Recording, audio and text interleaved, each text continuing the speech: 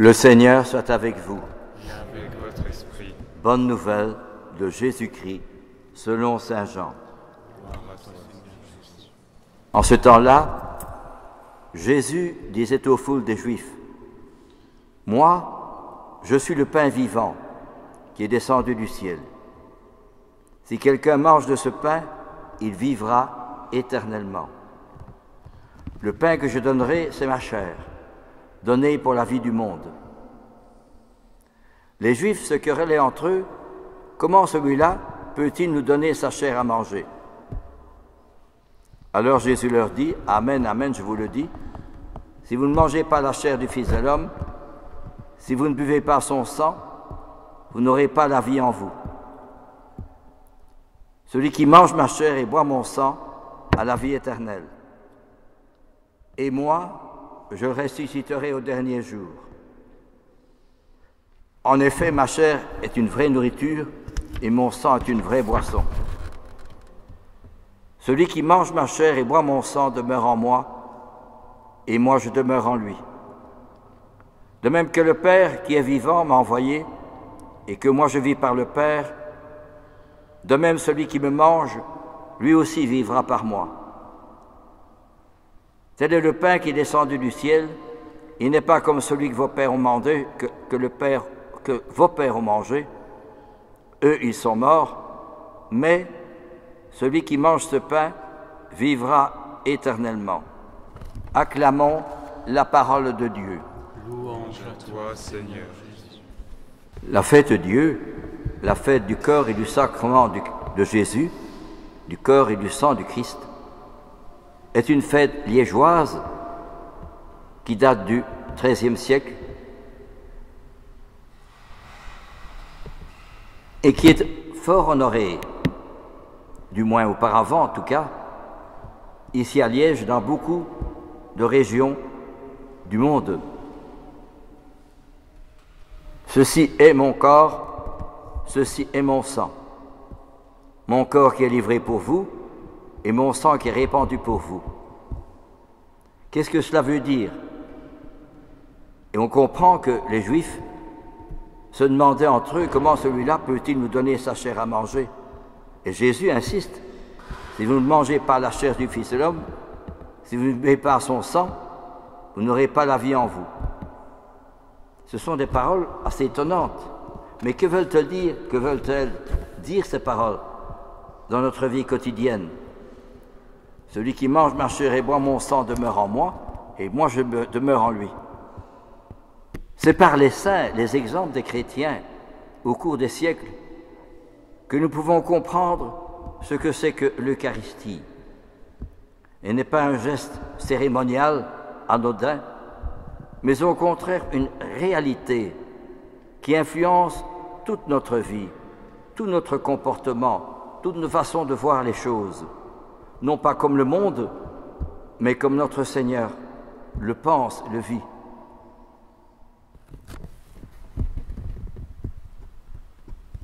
Aujourd'hui, nous fêtons Saint Paul, je crois que c'est demain, Saint Paulin de Nol, un chrétien qui avait de grands territoires, qui était riche et qui, par sa foi en Jésus, a donné la plupart de ses territoires aux pauvres et qui a vécu pauvrement avec son épouse Thérèse. Montrer par là qu'il voulait vivre d'abord à l'exemple de Jésus, dans la pauvreté de Jésus, parce que toute rencontre avec Jésus suscite inévitablement une conversion, un changement de vie, une autre façon de voir les choses qui n'est pas celle du monde et celle de la facilité ni du confort, mais qui est celle de la prière, du sacrifice, du renoncement à soi-même. Car il est impossible de vivre dans la facilité, le confort et la richesse alors que Jésus a vécu si pauvrement et a donné sa vie pour nous. Toute rencontre avec le Christ dans la Sainte Eucharistie provoque nécessairement et inévitablement une conversion totale du disciple pour vivre comme Jésus et à l'imitation de notre Seigneur. Celui qui veut être le premier, qu'il se fasse le dernier serviteur de tous. Quand le disciple s'était disputé pour savoir quel était le plus grand, Jésus appelle un enfant et leur dit « Si vous ne changez pas pour devenir comme cet enfant, vous n'entrerez pas dans mon royaume. » Et Jésus rajoute « Celui qui veut être le premier, qu'il se fasse le dernier serviteur de tous. » Eh bien, vraiment, celui qui communie, ce n'est pas seulement un geste rituel, et puis on vit comme tout le monde, mais c'est un geste qui comporte nécessairement et obligatoirement une conversion de ma part, parce que je reçois vraiment la parole de Jésus en moi, et je reçois sa présence qui nécessite inévitablement un changement radical de ma vie et de ma façon de concevoir les choses. Non pas j'ai raison, non pas je vais dominer, mais au contraire, me faire le dernier et le serviteur de tous.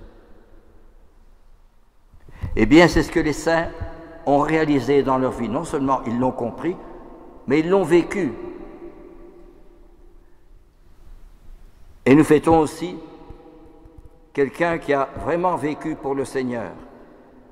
Je ne me souviens plus de celui qu'on veut célèbre aujourd'hui, j'ai malheureusement oublié de le noter, mais quelqu'un qui a vraiment vécu pour Jésus et qui a donné sa vie. Aujourd'hui, c'est aussi la fête de Thomas More et John Fisher, deux Anglais, je crois que c'est au XVIe siècle, parce que le roi d'Angleterre voulait divorcer, mais le pape ne pouvait pas accepter. Alors, le roi d'Angleterre a dit « Bien, c'est bon, je me sépare du pape et je fais mon église. » Et ils sont devenus les anglicans. Mais John Fisher et Thomas More, John Fisher était évêque, et il a dit « On ne peut pas refuser l'église, refuser le pape. Nous devons rester fidèles au Christ et à son évangile. » Et Thomas More également, qui était un chancelier du roi d'Angleterre, ils auraient pu dire tous les deux « Bon, c'est pas terrible, on va se mettre du côté du roi d'Angleterre. » Non, ils ont voulu rester fidèles à notre Seigneur. Alors, le roi les a condamnés à mourir. Ils étaient tous les deux enfermés en prison. Et Thomas More a écrit une belle lettre à sa fille Margaret, en disant « Ne te tracasse pas, je vais rencontrer le bon Dieu dans le ciel. Je sais ce qui m'attend, je sais que je vais voir souffrir, mais je veux imiter mon Seigneur. Et n'oublie pas l'exemple de ton papa qui n'a pas hésité à donner sa vie pour le Christ. » Une belle lettre, magnifique. Eh bien, c'est ce que nous avons oublié peut-être. Ces exemples des saints qui non seulement ont été à la messe, mais ils l'ont vécu, la Sainte Messe, jusqu'à donner leur vie pour le Christ. Et nous avons aussi un bel exemple de saint, j'oublie son nom, c'est un jésuite, qui parce qu'il a pris un pestiféré, il est allé à Rome faire ses études, et à l'âge de 23 ans, il avait pris un pestiféré dans ses bras, et il est mort de la peste, à 23 ans. J'oublie son nom, c'est un jésuite. Eh bien, c'est magnifique, une belle vie. Et il écrit à sa maman, « Maman, ne te tracasse pas, je vais rencontrer le bon Dieu, et je suis le plus heureux des hommes, et je te demande de partager ma joie, disait-il, écrivait-il à sa maman. » Ce sont des exemples comme cela qui nous montrent la réalité de l'Eucharistie, non pas seulement un geste, un rituel, je vais à la messe, et puis on vit comme tout le monde. C'est précisément le fait même que je prends le Christ au sérieux. Vous savez que la situation, et vous le savez bien par les médias et les journaux et les revues, la situation internationale est compliquée aujourd'hui. Elle est même dangereuse. Mais ce qui fait plus tort, ce qui fait le plus mal, ce qui peut être le plus dangereux, ce n'est pas seulement la bombe atomique, les oppositions entre les nations, c'est l'indifférence la nonchalance des chrétiens. Parce que le bon Dieu, il se penche sur nous, sur le monde. Et il attend qu'il y ait des chrétiens qui soient des ardents défenseurs de notre Seigneur, qui veulent vivre comme notre Seigneur. Et c'est la nonchalance et l'indifférence des chrétiens qui suscitent le mal, la violence, les guerres. Et justement, notre Seigneur, s'il ne voit pas quelques chrétiens, comme je viens de les citer, qui veulent vivre selon le Christ jusqu'à donner leur vie pour lui, c'est un contre-témoignage. Alors il ne faut pas s'étonner s'il y a des violences dans le monde et des guerres, parce que c'est l'homme qui est sans Dieu. Or, nous sommes du côté de Dieu. Et qu'a fait notre Seigneur pour lutter contre la violence, contre le mal, contre la méchanceté, contre l'orgueil, l'indifférence, la violence? Il a donné sa vie. Pas de plus grand amour que de donner sa vie pour ceux qu'on aime. Il en est de même pour le Père Cole qui a pris la place d'un autre dans le bunker de la faim et de la soif. Il en est de même pour un Père Damien qui va vivre parmi les lépreux. Il en est de même pour un Charles de Foucauld qui va vivre parmi les pauvres à Tamanrasset, etc., etc. Eh bien justement, eux, ils ont compris, et non seulement comprendre, mais ils ont souhaité vivre comme Jésus. C'est-à-dire qu'ils ont été touchés par la grâce du Christ. La foi, ce n'est pas moi qui aime le mon Dieu, c'est lui qui m'aime et qui me transforme en Christ. L'Eucharistie que je célèbre, à laquelle nous assistons, le but de l'Eucharistie, c'est que le Christ veut faire de moi un autre Christ. Il m'appelle à vivre l'Eucharistie, à être moi-même Eucharistie pour les autres, jusqu'à donner ma vie pour les autres, comme Thomas More et John Fisher. C'est cela qui nous est demandé pour comprendre. On peut changer l'Eucharistie et mettre les mains, se mettre en cercle, ou chanter en ceci, mettre des guitares, c'est très beau. Mais si on ne vient pas atteindre le cœur de l'Eucharistie, ça reste des choses extérieures, mais pas intérieures. Ce peuple m'honore des lèvres, mais son cœur est loin de moi.